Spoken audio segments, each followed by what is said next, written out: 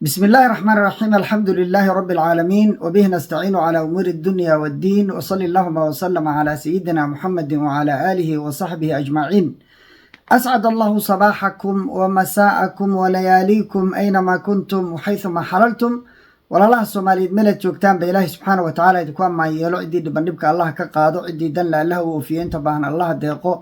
انت بوكتا الله بوكسي انت دمتي الله ونحرستو والدينتين الله ونحرستان نغير الله نوغد ونحرستو دالكا دينتا دادكا إيا دولة نمدبا إله سبحانه وتعالى هنوبت بادي وحن كان ليا صدح قضب كواد بيسكي كويا لي بربرا او already دياردي ciidamadu ay degayaan oo ay dagaa kacayaan oo xogteeda iyo akhbaarteeda aan helnay kelmadan ka oranaya. qodobka labaad, safarka xasan sheekh maxamuud uu ku tagay Sacuudiga maalinta Jimcada bari ah iyo safar ka dambeeya oo halka laga abaabuli doono isagana kelmadan ka oranaya. talooyina waa u raacinaya madaxweynaha. qodobka saddexaad, wixii laga digayay iyo diin la'aantii calanka Israa'iil la socotay oo banaanka u soo baxday iyadana kelmadan ka oranaya. iyo wadaado difaacaya dhaqan xumadaas iyadana kelmadan ka oranaya. already waxaa satellite-ku uu soo sawiray isbedel ku dhacay bayskii ay dhisaysay imaaraadku. cidda ay imaaraadku u dhisaysay waxay ahayd Israa'iil. isla habeen hore waxaa ka soo degtay diyaarad aad u weyn oo wada ciidan iyo qalab ciidan wada ayaa ka soo degtay bayska. waxaa markiiba bilaabatay dhaqdhaqaaqii baryahan oo dhan socotay ilaa 3-4 cisho socotay. dhaqdhaqaaqii ka socon jiray Boosaaso ee lagu aadi jiray Suudaan ayaa wuxuu ka bilowday dhankan Soke iyo Berbera. arrimaha laga digayay oo loo socday halkaasay ahayd. marka arinta iyada ah way caddahay. madaxweynuhu waraysi uu bixiyey oo Aljazeera uu siiyey wuxuu ku sheegay 3 qodob oo aan horey u shaacinay inay kula heshiisay Israa'iil iyadaa bashaacinaysan qarin. tinkitaankigoodii baa sheegayay 3 qodob. qaarkood way inkireen. 2 waxaa laga maqlayay klibkii videoga ahaa ee iyagu ay soo geliyeen reer Somaliland iyo Israa'iil ba ay soo gelisay ku saabsanaa wada hadalkii videoga ahaa ee Netanyahu iyo Ciro dhex maray. 2 qodob waxay ahaayeen in ictiraaf la isdhaafsado iyadoo lagu dhisayo Abraham Accord. wax iska cad bay ahayd. intaas waa la isla ogaa. laakiin qodobka saddexaad oo ay qariyeen ama inkireen ama ilaa iyo hadeerba qarinayaan ama inkirayaan qolyaha gacanta ku haya maamulka Somaliland. by the way, Somaliland waxa la leeyahay waa 2 gobol ee waqooyi galbeed iyo Togdheer. waliba in badan oo kamid ah ay ka maqan tahay. ma jirto haba yaraatee ma jirto dhulkii la oran jiray British Somaliland. waxaan arkayaa qolyo u dabaaldegaya oo reer Puntland oo kacaana. British Somaliland haddii ay sidaas ictiraaf ku hesho dee qowna iyaga xukuma iyo cadana iyaga xukuma. inta ka shishayso dhanna dhulkoodii ku jirtaa. waxaad noqonaysaa dad xadgudub ku haysta dhul aanay lahayn. hadday wadan kale noqoto Somaliland, dadkiina halkaa degani waa go'deen. Somaliland baadna ka tirsantihiin. ku tashada. qolyihiina hadda sacbinayo dabaaldegaya, maybe you don't understand that. qow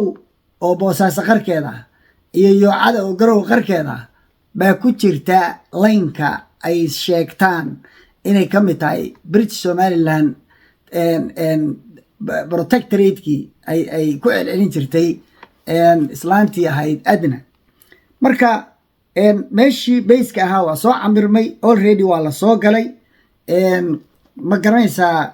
dowladdu iyo xasan sheekh maxamuud ba waa inay ogaadaan meeshii waa laydinkaga soo hormaray. already waa joogaan nimankii. waxaad ka samayn lahaydeen idinkaa laydinka rabaa. arrinka saddexaad oo heshiiska ay ku galeenna waa in tarxiil lagu soo sameeyo Falastiiniyiin. ayagii baa sheegaya. madaxweynuhuna Aljazeera u sheegay xasan sheekh maxamuud. warkaasi waa warcad. inkiraad iyo beenna 34 sana been la waday. hadda Cumar Beenaaleba markii uu yiri war hayay waa waraabe 2 maalmood maalinta saddexaad waxaa la yidhi waa beentiisii iyo baladiisii markii waraabihii run u yimi ma ujeedaa marka cidina waraysan mayso ama rumaysan mayso waxa ay Israa'iil baa sheegaysa oo aan qarinayn oo banaanka la taagan qodobka intaas ka horreeya qodobka labaad madaxweynaha ayaa wuxuu safar ku aadayaa dalka Sacuudiga safarkaas waxaa la soo qoray oo Twitterka lagu soo qoray oo madax Sacuudiga ay soo qoreen in uu ka yimi dhanka Sacuudiga safarkaasi wuxuu daba socdaa Soomaaliya strategically markii ay Sacuudigu ka saartay Yaman ay ka saartay Imaaraadka ayay Soomaalidu taageeradaasi ku dhisan yahay arintaasu daba socdaa Sacuudigu wuxuu markiiba invitation u soo diray Xasan Sheekh Maxamuud markii horena dawladihii sida adag arinta uga horyimay buu kamid ahaa dhinaca Red Sea-ga markuu aado Suez Canal laynka kale wuxuu u leexdaa dhanka Sacuudiga marka waa arin iyaga khusaysa Red Sea iyo Yuhuud waa arin Sacuudiga cagsi ku ah amnigiisa khatarna ku ah waana arinta keentay inay la diriraan Imaaraadna ka saaran Yaman sida ay uga adkaadeen Yaman ayay doonayaan agagaarkan inay uga adkaadaan madaxweynaha waxaa kaloo kamid ah safarka inuu la kulmi doono insha Allah sida la rajaynayo ballantaasna ay ka soo bixi doonto fadhiga ay ka soo bixi doonto inuu la kulmo Donald Trump arintan kala fariisto xalna loo helo Israa'iil qariska xoornimadeeda iyo ismiidaaminteeda iyo waalideeda in uu xal u helo waana rajaynaya insha Allah ta'ala in lagu guuleysto Sacuudigu yad buu ku leeyahay Trump sidoo kale Erdogan ixtiraam badan baa ka dhaxeeya waxaan rajaynayaa diblomaasiyadda labada nin haday si daacad u soo galaan sida hadda muuqatana ay ugu jiraan insha Allah ta'ala waxa kaniba way iska yaaci doonaan madaxweynaha waxaan rabaa inaan u sheego fadhiga la fadhiyay Maxamed bin Salman billahi alayk labada dekadood oo aad u saxiixday Berbera iyo Boosaaso cancel amarka uu siiyay oo yiri Yaman kaga baxana hasiyo inay kaga baxaan isagana ku wareeji dawlad ma aha la aqoonsan yahay Somaliland Israa'iil iyadaan ba itiraaf buuxa haysan marka laba qaawani isma qaado kuwaana hal qof oo aan itiraaf fiican haysan ba itiraafay kuwaasna wadamo badan ba itiraafay laakiin full ma haysato itiraaf oo wadamo aad u badan iyagu waa buunbuuniyaan 84% baan haysanaa bay yiraahdaan itiraafka caalamka laakiin wadamo aad u tira badan ayaan itiraafsanayn in badan oo kamida waxay itiraafeen Falastiin inta ay ka joogtana gabi ahaanba waxay ku joogtaa xadgudub iyo sharci darro ay ku xadgudubtay sharciga iyo qaanuunka caalamiga kelmadaasna intaasan ka waran madaxweynaha waxaan rajaynayaa inuu si fiican uga faa'iideysto fadhigaas awood iyo kaalmo rasmiyana uu ka soo qaato oo taageero rasmi ah iyo shaqo rasmi ah uu qabto oo ficil uu ku bedelo Imaaraad in meesha lagu dilo Imaaraad hadduu dhinto oo Soomaaliya ka dhinto Soomaaliya way xorowday Yamanina hadday bislaatay Yaman oo ay xorowday ayagu ama heeshiya labada qolo isku haysata ama ha kala adkaadeen mar haddii shaytaanul carab laga dhex saaray xal bay helayaan ay wish in Suudaan laga dhex saari karo Soomaaliyana Xasan Sheekh Maxamuudow fadhiga ka faa'iideyso Sacuudiga u wareeg Sacuudigu cadow maaha shaytaanul carab oo kalena maaha horumar buu rabaa dalkiisa la rabaa ciddu heshiis la galana wax buu taraa Ethiopia $10 billion airportka ugu weyn Afrika ayuu u dhisayaa gacan buu ku leeyahay agagaarka oo dhan dhaqaale badan buu geliyaa ma aha sidii hore Sacuudigu waa Sacuudi ku socda sida ay ku socdaan wadamada horumarka raba inay gaaraan Ameerika maal gashanaya Soomaaliya maal gashi xoog leh inuu keensado Imaaraad meel kasta uu joogana isaga lagu wareejiyo ayaan ku talinayaa kelmadaasna intaasan ka warnay qodobka labaad saddexaad ugu dambeeya dhaqan xumadii culimadu ka digayeen culimada kale ay ka digayeen culimada Somaliland ay ka aamuseen qaarkoodna ay ba tabriiriyeen oo Cabdullaahi Baashi waxaan ka helay oday buur madow la yiraahdo khariban oo aan dhaqan lahayn oo aad u khariban baa jira hadda maanta wuxuu soo dambeysay cali wajiis baa khamray cabsiyay wuxuu u shaqayn jiray la socda ninkaas Qadaafi ragii uu ku shaqaysan jiray oo Kitaabul Akhdar isaga sheegay maba uu qarin buuggii Kitaabul Akhdar ka dhigi jiray kufriga abu gadi jiray waa nima diintu ku yartahay waxaan ka garanayaa hadaladiisa kelmadii uu yiri Benjamin iyo Netanyahu baan wiilasha ula baxaynaa waa hadal cad oo la cadaysanaya gaalnimo nin adduunka Ilaahay subxaanahu wa ta'ala ugu neceb muslimiinta cadaawadiisuna aysan qarsoonayn oo banaanka la taagan 8 wadan oo muslimiin duqeeyay 2 sano hadda la soo dhaafay oo gardarradiisu ay banaanka taal dadka saa u baabiinaya caruurta laynaya ku faanaya waliba buu xilay magaciisa aan weynaynayna calankiisa in la ordo shirkad daabacaysa la sheegayo ku taala Hargeysa waxaad ka kasabtaba xaraan weeye ilaahayna waa kugu cadaabay waxa ka dhalatay culimadii aamustay bay ka dhalatay arintaas waxaad aragteen gabar xijaaban oo inda shareer qabta oo yahuud intuu calankiisii saarsada u niikinaysa intaan ka digayna intaa yahuud waa la yaqaan akhlaaq xumo iyo doofaarnimo oo dhan westernka nimanka baray way haddaad ogtiin ee deedna ogeyn transgender nimanka alifay lacagtana ku bixiya ilaa iyo hadda qof kasta oo isqalaya North America oo raba inuu genderkiisa bedelo hadduu nin ahaa naag laga dhigo hadduu naag ahaa nin laga dhigo lacagtiisa iyo dawadiisa forever uu cunayo kulli waxaa bixisa Israa'iil yacni akhlaaqda inay ka baabi'iyaan bay ugu talagaleen waxaan makhaaniidda la yiraahdo iyagaa fangareeyo iska leh nimankan calamada loo sameeyey raggaana iska leh waan sheegnay marka akhlaaq xumo iyo Mossad markay idin yimaadaan idinkaa ka warbogin oo kuwa gabdhihii xijaabnaa ay baxsan laayihiin maxay baxsataa haddii shiikheedii uu yiri waa okay wadaadkeedii hadduu yiri in ay warsamo wuxuu la soo fariistay wadaadada meelaha naga soo radinaya isku manhaj ma ahin oo madiintii baa laba noqotay cali warsame maanta muxuu oran lahaa bal dib u meelciso hadaladiisii mawaaqiftiisii dib u akhri muxuu maanta oran lahaa talo wuxuu taagnaa Soomaaliya lama kala goyn karo aniga markii ugu dambeysay rahmatullahi alayhi rahmatan wasi'a yani Ali Baashi iyo adigu waxaad dheertihiin culimada Somaliland inaad banaanka isa soo dhigteen qofku waa khaldami kara laakiin toobad baa idinku waajibtay gabadhaas xildhibaan shaad oo la soo istaago yiri aakhira danteed yeelkeed anigu caalankaasaan qaatay waxay tahay adiga lagu weydiinayaa gaalnimo mise waa islaamnimo adaa lagu weydiinayaa waxa idinka ka masuula waxa dad ooyayo calankayni mid lahayo koofiyad yar oo wadaad qabay waxaasoo idinka la weydiinaya dacwadaan u turnay dacwada u turteen si fiican baad ugu turteen meesha la rabteen bayna aaday umadu meeshay ka hadlaysay fasaadkaas weeye armaynanba dacwo aaminsanayn oo aysan runtiinba ahayn armaa qabyaaladu idin kala weyn tahay dacwada armaa musiibo idin dheer tahay sheegashadiina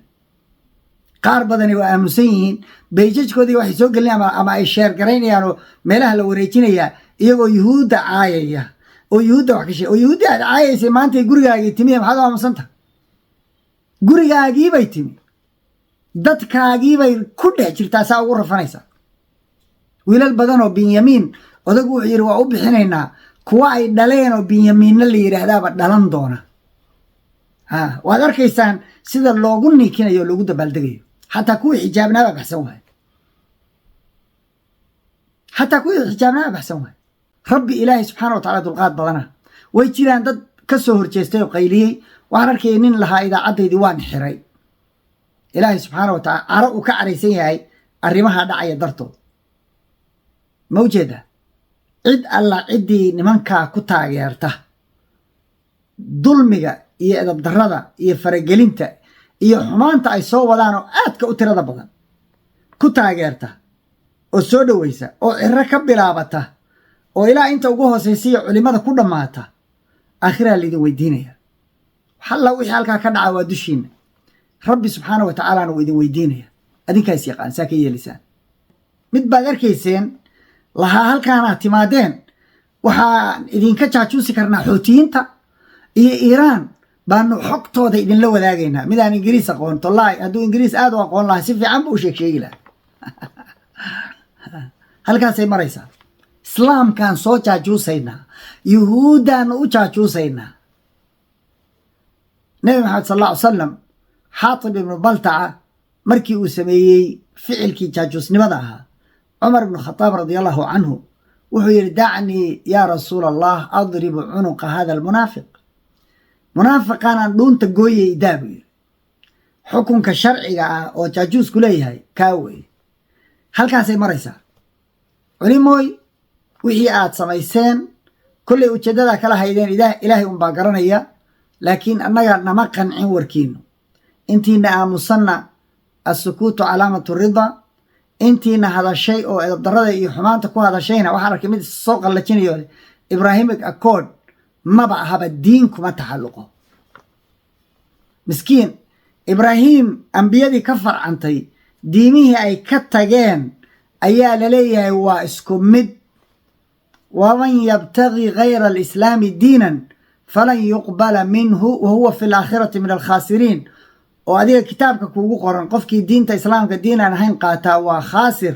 lagana aqbali mayo ayay ka soo horjeedaa abraham accord ina addiina cinda allahi alislaam bay ka soo horjeedaa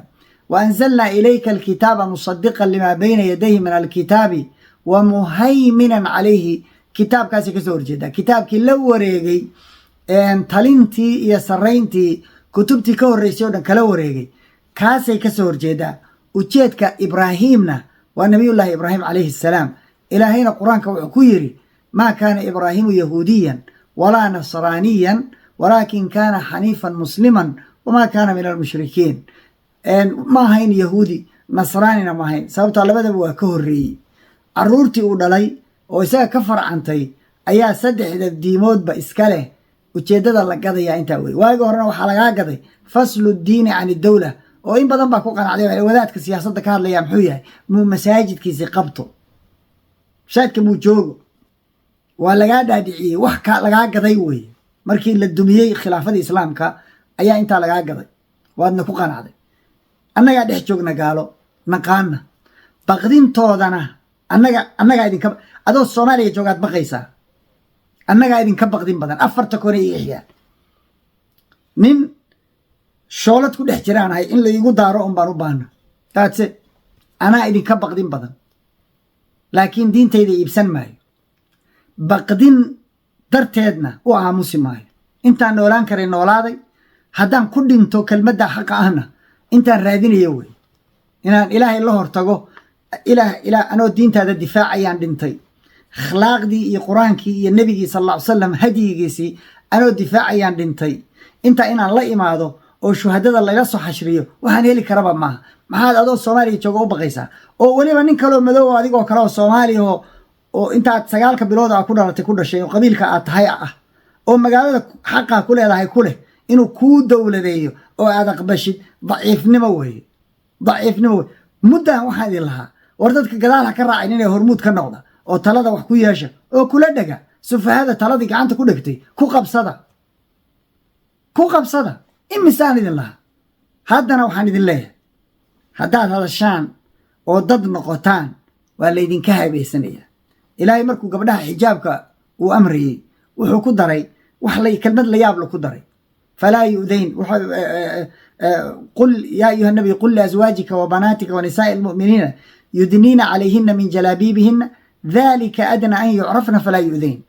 ilahay wuxuu yidhi waxaa amartaa gabdhahaaga iyo haweenka muslimaadka aba iyo xaasaskaagaba inay qaataan xijaabka hadday saa yeelaan maxaa dhacaya waa la garanayaa horta gabar muslim inay tahay oo waa ID iyo astaan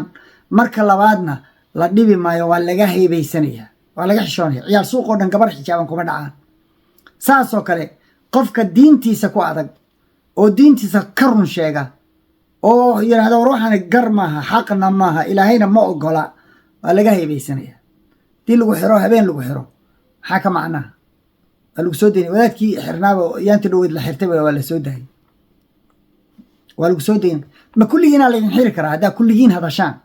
saa u dhantihiin oo meel walba istaagtaan oo tirada waxba kama jiraan waxaan yaa idin xiri kara waxaan ku qoslay wariyayaashii oo lacag loo qaybiyey oo israa'iil loo keenay oo ay ka tirsan yihiin israa'iil xataa ma qori karaan baqdinta haysata israa'iil waxay qorayaan israa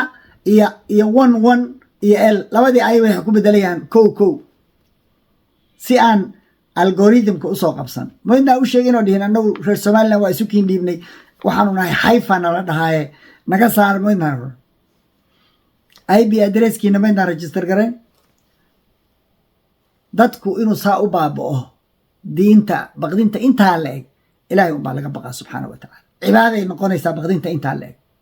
waxa aad culimoy gasheen cibaaday noqonaysaa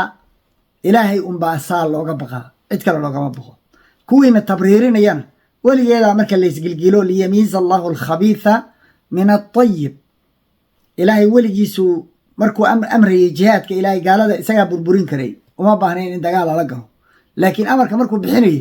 wuxuu ugu talagalay khabiidka iyo tayibka in la kala saaro kan wanaagsan